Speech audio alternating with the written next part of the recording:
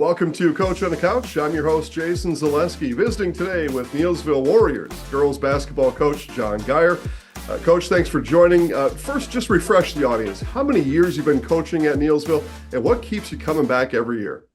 Well, this is my 24th year, I believe, in coaching girls at Neillsville, and I coached boys for 5 years before I got into administration here, years and years and years ago. But actually, I've coached at some level since 1981, so it's been a long time. But what keeps you coming back is the kids. I mean, if you don't enjoy being with young people, it's going to be a long road. But that's what allowed me to stay in it this long. I get great kids. Have great relationships, and that is the most important thing, and the love of the game. I think those are the two things really that keep you going. And but it's definitely a joy to walk out of my office each day and go work with kids. Especially this time of year, for sure. So before we begin to talk about this year's team and what we're looking at, let's just reflect briefly on last year. You had one, I will say, spectacular senior from last year's team.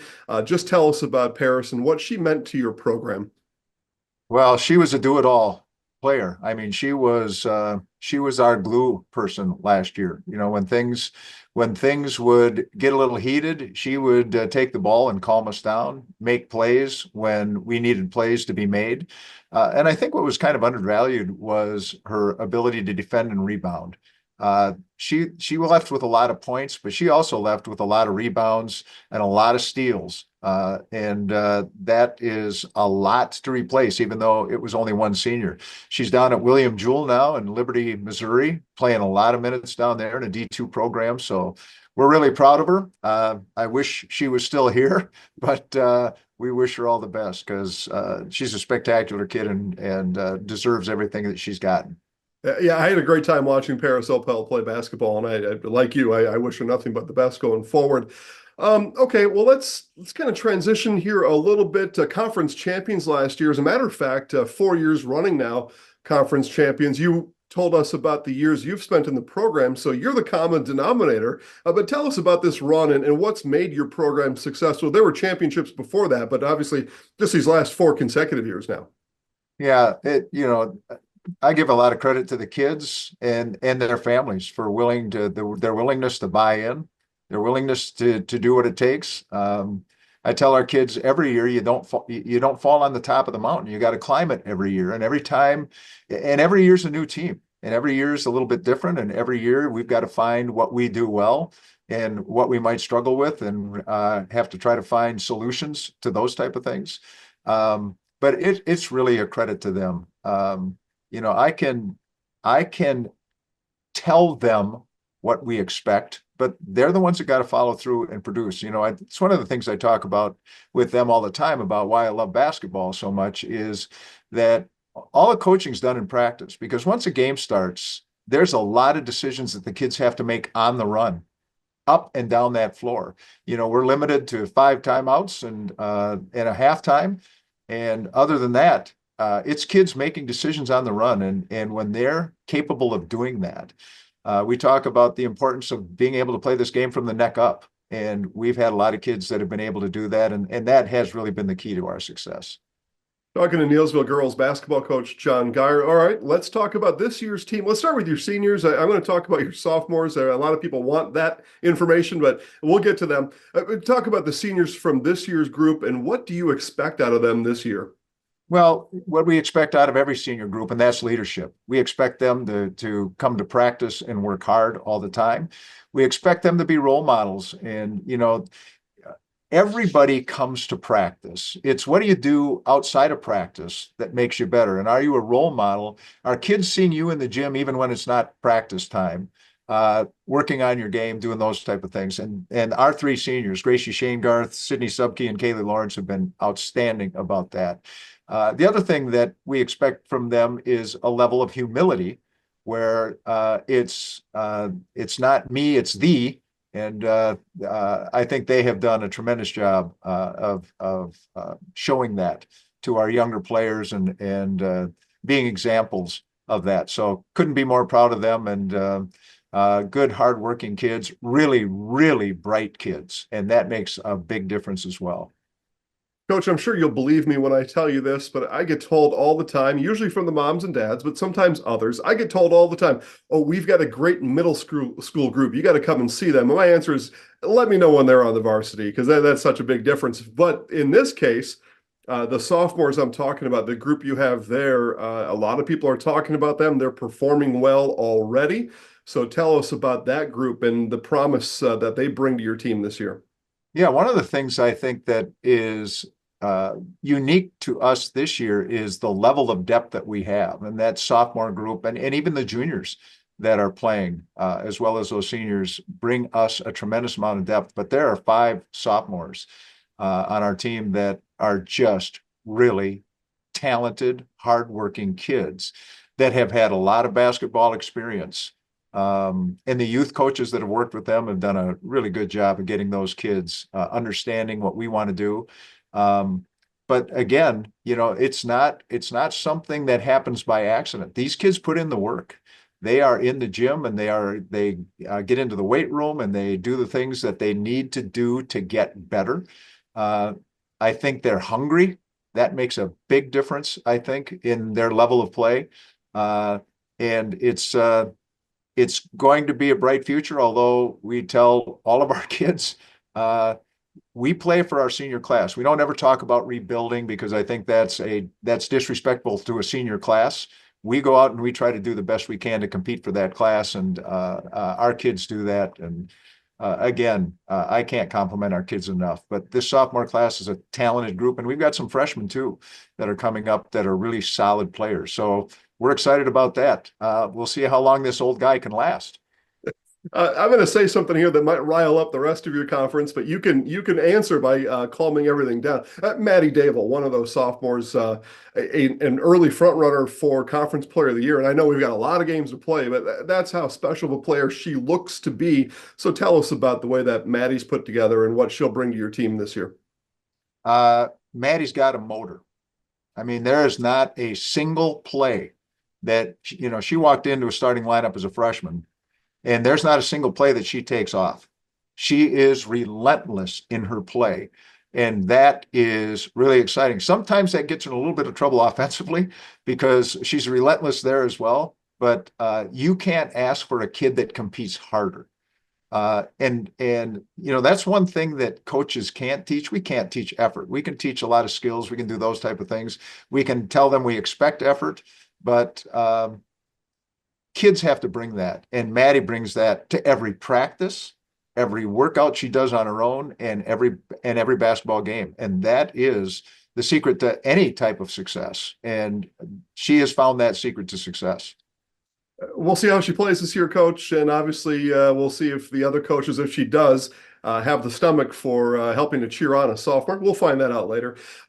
Let's talk then about goals for this season. I mentioned the 4 straight conference championships, so conference champion has to be one of those. But tell us about that process that you and the girls go through about making those season goals. Well, our season goal is always get better every day. When we come every day, we got to go to work. We got to be better at the end of the day than we were at the beginning of the day. I tell them my job is to identify our problems and try to find solutions for them, and then help them with those type of things. But it is just a continuous improvement mentality that we have. We've always had what we call a midnight rule, where whatever happens in a game before or win or lose, by midnight, you got to let that go, because the next day is our next day to get better. And so we continue to work on that. We talk about that we're never going to be perfect, but if we coach you to try to be perfect, we're going to be pretty darn good. And so that's what we do. Our kids buy into it. I don't think they think championship. I think they think about the next possession, and that's what I want them thinking about. And if we can stay focused on that, I think we can be pretty good. And then I think the scoreboard takes care of itself. Talking to Neillsville girls basketball coach John Gaier. I want to talk about your scheduling philosophy, because I think you've got an interesting situation where over the years The bottom half of your conference hasn't provided a lot of competition for your girls, so you've got to find it elsewhere. So tell us about how you go through the mechanics of formulating your non-conference schedule. Yeah, we want to play good competition, and our athletic directors put together a really good schedule for us. We played Bangor, who's an outstanding team. They had a girl that just signed IC to go to Division II Sioux Falls, dynamic player, and they have another senior that is an outstanding player. Played Pittsville, who is just loaded with seniors and expected to play a really good basketball team, and they played us really tough at their place. Mondovi is going to be, I think, a competitor in their conference over there. We play Assumption, who's going to be outstanding. If you want to talk about watching a team play relentlessly, that is a team that does it, and they are loaded with seniors as well. We play Regis this year. There was a transfer from McDonald to Regis this year that's going to make them significantly better than they may have been last year. They're going to have a really strong team. We play McDonald, and McDonald's going to be perennially tough. So it is really a good schedule for us. It's a schedule that we need. We need to make sure that we're ready for tournament play. Everything that we do is in preparation, not to just compete, but to compete with the best teams out there. So that's what we try to do, and our schedule is tremendously challenging, and hopefully if we don't show up to play in those games, we could be run right out of the gym. Let's continue to talk about this year specifically. 6 games is a quarter of the season. It happens awfully fast. Is it important for you and your girls to get off to a good start, or is the first front of the season no different or worse than the middle or the last part?